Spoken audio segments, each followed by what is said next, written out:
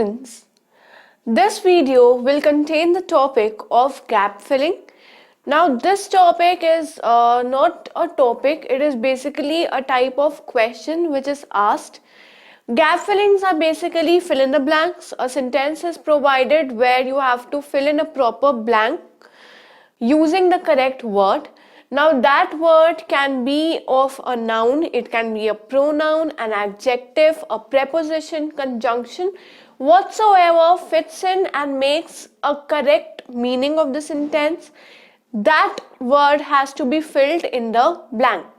Now this is an exercise in order to analyze how much powerful you are in your grammar section and how much knowledge do you have in various topics of grammar. So today in this video we will be discussing gap fillings using nouns. Now definition of nouns, till now we all are very clear that noun is name of anything or any person, right? Be it is name of anything or any person. Be it a name of person, animal, place, thing. It can be emotions, idea, knowledge. Everything is regarded as a noun. And then we also know that nouns are of different types. Different types of noun are common noun, proper noun, collective noun, abstract noun, then a possessive noun, then we have countable noun, and then we have uncountable noun. So even when we need to fill in the blank using appropriate nouns, that also has to depend upon the type of noun which suits the blank, right? Now first we will be discussing about possessive nouns. Possessive nouns are the nouns which show someone's belonging, like one thing belongs to one person.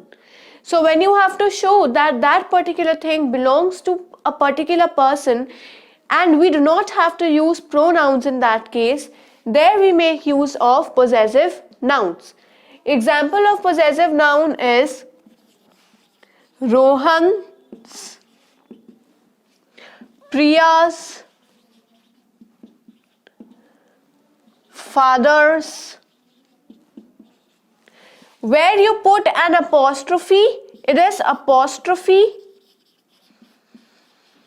Apostrophe is the symbol like this. This is again a type of a punctuation mark. So apostrophe plus S. This is used to represent someone's belongingness. Okay. So this is a type of possessive pronoun. Like if I say, for example, this is dash pencil.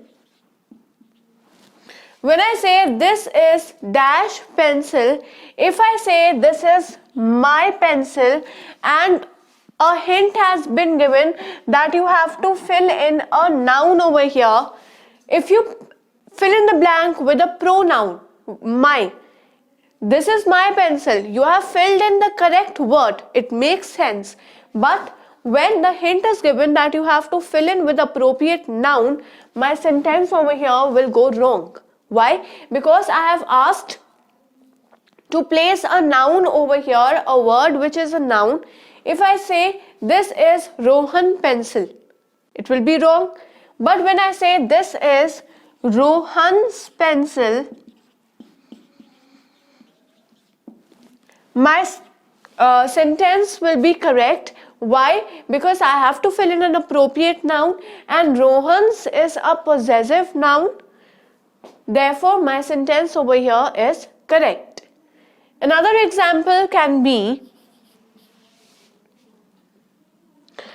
dash car is parked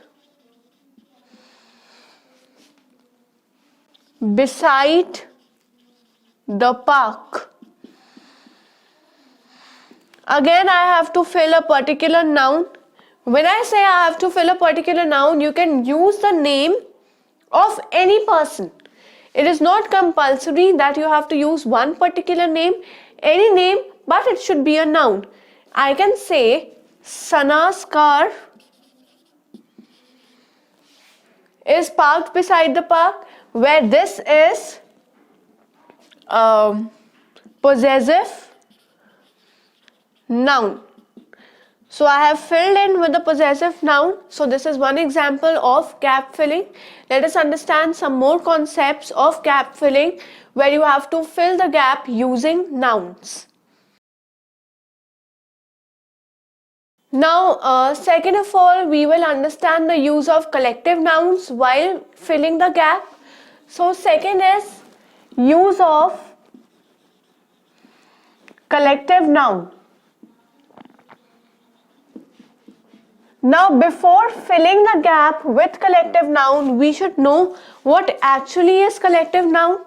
Now, collective nouns are referred to all those nouns which define a group of person, or they can define a group of thing, right? It defines group of person or group of things or group of animals. Right? A group is formed together, that group is given a particular name, and that name becomes a collective noun. For example, when I say bouquet, I know that the bouquet is always of flowers. So bouquet is what? It is collection of flowers packed together. Right? When I say flock, flock is what? Group of animals which are together, right? Group of animals. And not any animal here, particularly it is sheep, or we can say goat, etc. So for these animals, we say when they are moving in a group, we say that there is a flock of sheep which is roaming around or which is grazing. So bouquet, flock, I can say pack. Pack is also a group of animals. Those animals can be dog, wolves, and pack is also of cards. So what I mean to say is that here I am defining you what are collective nouns. Collective nouns are used to show that there is a group or there is a collection of something, or there is a collection of some animal or some person. For some person, I will say troop, I will say group, I can say jury. Jury is always of judges. So now if you have to fill in the blanks using collective nouns, then I will say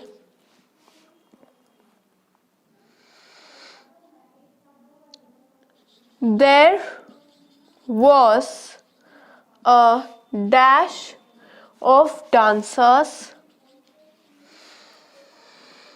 waiting for their performance. Now when I say there was a dash of dancers, even if I do not give you any hint that you have to place a noun over here, still it is very clear that there was a dash of dancers. A group of dancers is referred to troupe. So I will say there was a troupe of dancers who were waiting for their performance. Next example can be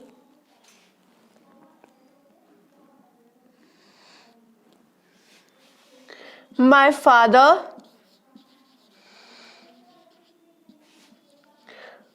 bought me dash of grapes.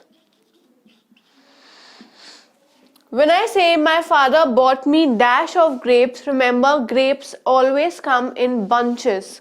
So I will say bunch of grapes.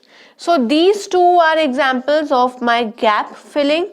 Gap filling is nothing but just a type of fill in the blanks, where you have to fill the blank with appropriate word, be it a noun or a pronoun, as suitable and as asked in the question. So secondly, we have discussed upon using collective nouns in our blanks when our blank should be filled with collective noun. Now let us understand the usage of abstract noun in gap filling. So the third part that I'm going to discuss with you right now is abstract noun.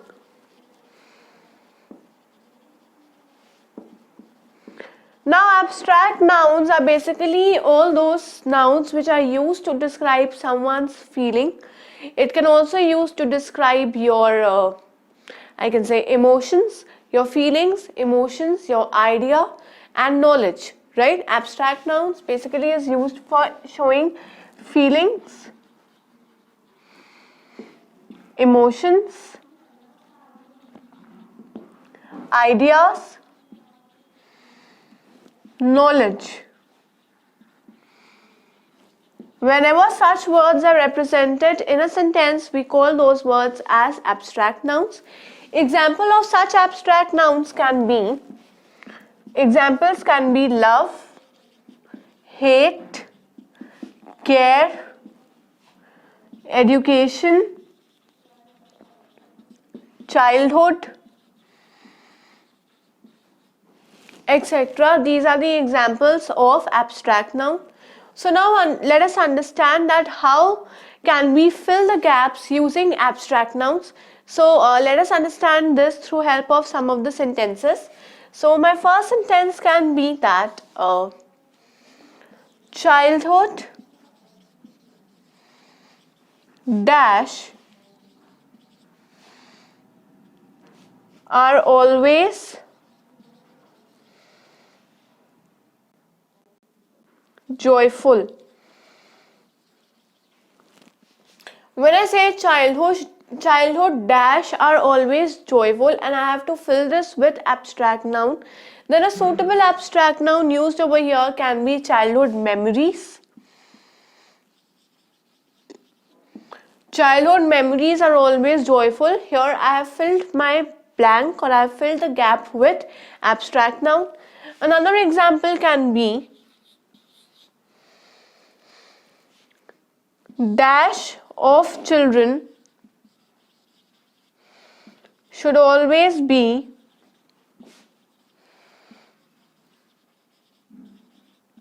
a top priority.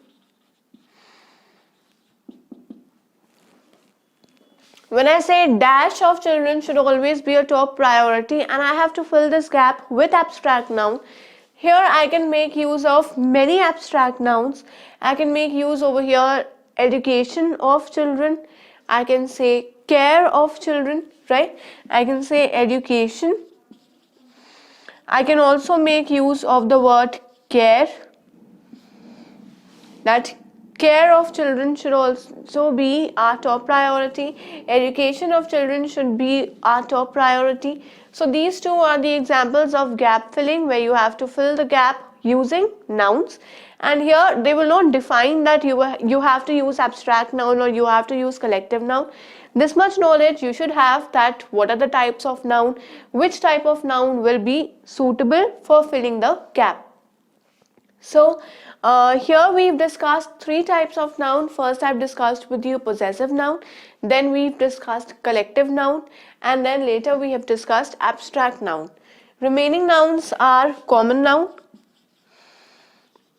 proper noun, and then I can talk about countable and uncountable nouns. I've not discussed this in detail with you because these are very simple. We know that proper nouns is the specific name of any person or a thing, and common nouns are the names which are commonly used, right?